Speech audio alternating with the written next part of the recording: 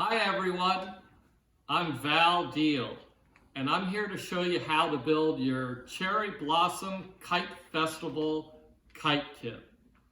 It's a wonderful flying kite, and I'm going to give you some tips and tricks so you'll have a successfully flying kite. Let's look at what you get in your kit and some of the tools and materials you'll need for this project. From your kite kit, you should have received your kite line, 2 strips of cardboard, your kite, which looks like a paper bag.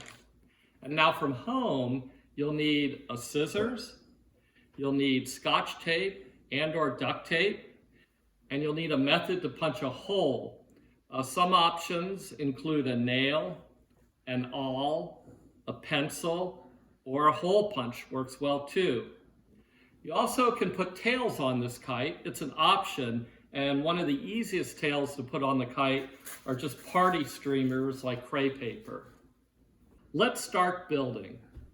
The first step is to reinforce your bridle points with tape. The bridle points are right here.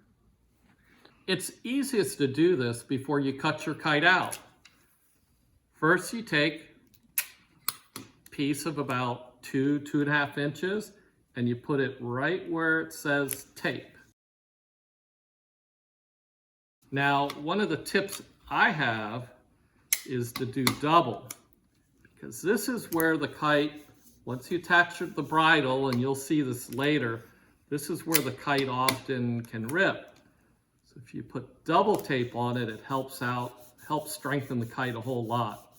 Now, as a great option, and I highly recommend this, you probably have some duct tape around the house. Just pull off a piece of duct tape about 1/2 inch thick, okay? Rip it off.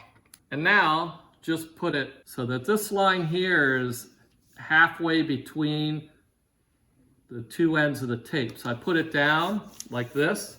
Now we go to the cutting. And the cutting is just following the lines. Now we cut the bottom of the kite. You make these 2 cuts first. Remember, accuracy is important here to build your kite. Try to cut on the lines. Now we have a kite that's hollow. Because it's a bag, you can see it's hollow. This is where we want to make our next cuts. We only want to cut 1 layer of the kite. Don't cut 2 layers. Don't cut the front and the back. Open your kite up like I'm doing here and put your scissors in the first layer and cut the gray area out like so.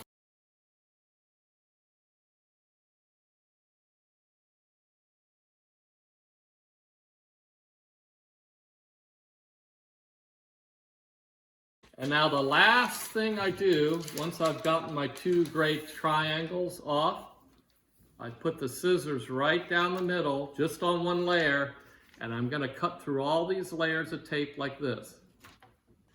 Once you have your kite cut out, the next step is to insert your cardboard struts. What you do is, open your kite, and you'll see that there's these sleeves here.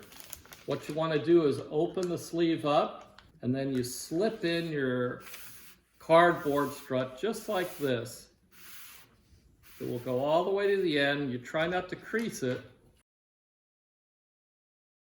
Now you're done with your struts. The next step is to cut 2 holes on the bridle reinforcement points. These are 1/2 inch from the edge of the kite. We're going to use a hole puncher to do this. And now you see where our holes are to attach our bridle. For your bridle, you'll need 6 feet of line. And the easiest way to measure that is to hold it out like this. That's about 3 feet. This is about another 3 feet. And then you cut it.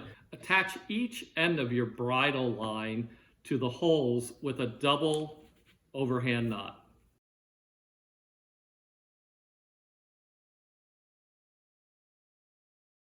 Next, join your bridle points together. Once they're together, take your bridle and pull it out so you find the center.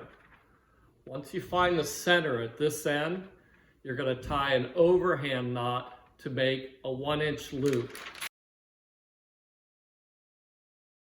Now that we have our loop at the end of the bridle, this is our toe loop, and this is what we're going to attach our kite flying string to. And it's very easy.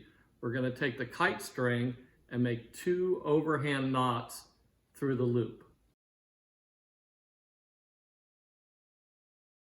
If you like to attach tails to your kite, take 2 equal length of party streamers or strips of plastic or strips of paper and attach them symmetrically on the right and left side of the kite. Make sure your tails are on the bottom of the kite and not the top. We're ready to fly now. Don't forget, you could decorate your kite with markers and/or crayons. Look what my daughter did. It looks great.